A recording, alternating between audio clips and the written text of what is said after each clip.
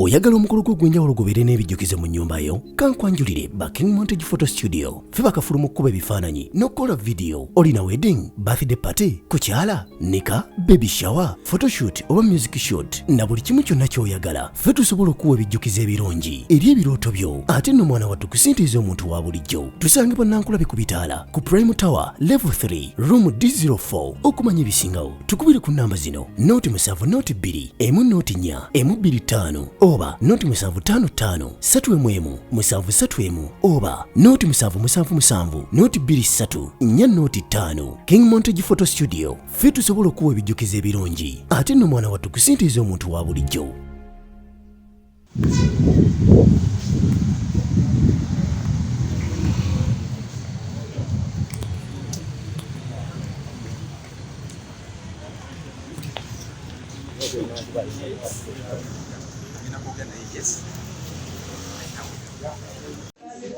Mwebale okujja wano ku kooti ya Buganda Road leero nga omusango guno oguliwo ogwa muganda waffe Isima okubeera mu nsi ey'amateeka.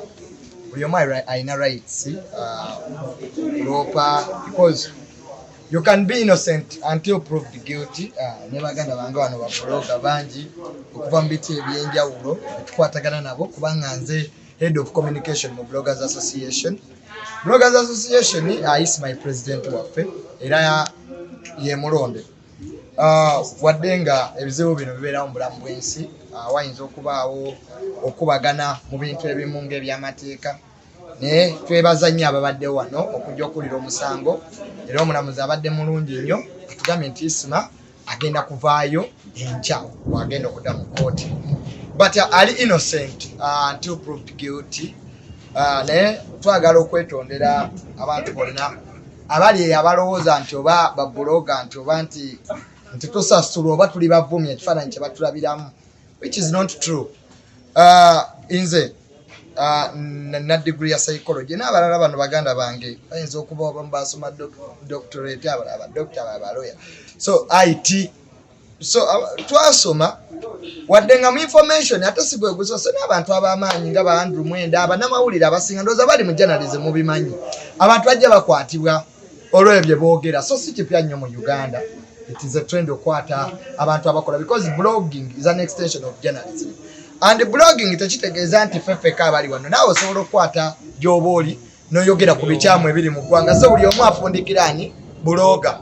Era wotulya ne ba MP bakola zi Facebook live okubayo okwogera ebikyamu ebiri mu ggwanga, naye bayinza okuba bebitasanyusa andibadde mbokola ki ogenda mu kooti. So twebaza buli omu abadde wano, Kasuku ne bannamawulire ababaddewo, mwebale kwagala Isima mukwano, Kojjansereka abaddewo ne baloya baffe ababaddewo okutuyamba. So n'abo batutwala mu kooti twongera okubeetondera, kubanga nze ndowooza nti mu bulamu bw'ensi eno ekkomera si wengeri gye tusobola okusolovingamu ebizibu.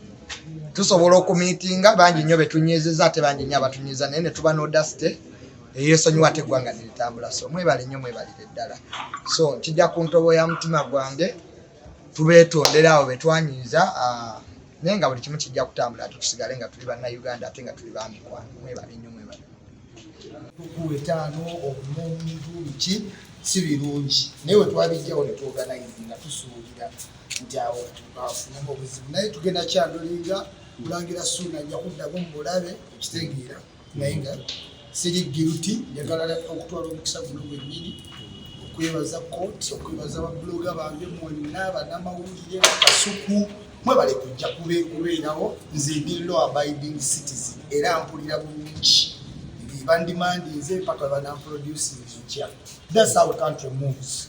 Mwebale nnyo Honorable Mamadi Kisereko once again okumbeererawo mu very hard times.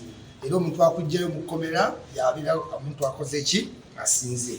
Abavubuka mwenna mukyuke tudde mu digital marketing, kuba bali abaagala ebyokuvuma batuteeke mu buzibu nabo weebali.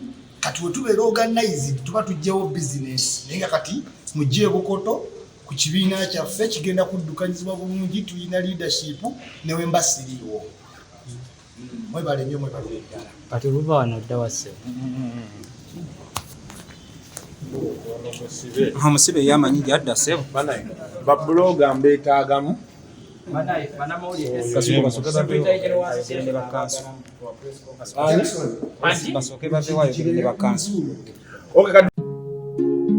oyagala omukolo gw'ogwenjawulo gubeere n'ebijjukize mu nnyumba yo kankwanjulire King Montage Photo Studio ffe bakafulu mu kkuba ebifaananyi n'okukola vidiyo olina wedding birthday party kukyala nika baby shower photoshoot oba music shoot na buli kimu kyonna ky'oyagala ffe tusobola okuwa ebijjukize ebirungi eri ebirooto byo ate nno mwana wattu kusintiiza omuntu wa bulijjo tusange bannankulabe ku bitaala ku Prime Tower level 3 room D04 okumanya ebisingawo tukubire ku namba zino noti 7 noti 2 emu noti 4 emu 25 oba noti 755 7 7 oba noti 777 noti 23 4 noti 5 King Montage Photo Studio ffe tusobola okuwa ebijjukize ebirungi ate nno mwana wattu kusintiiza omuntu wa bulijjo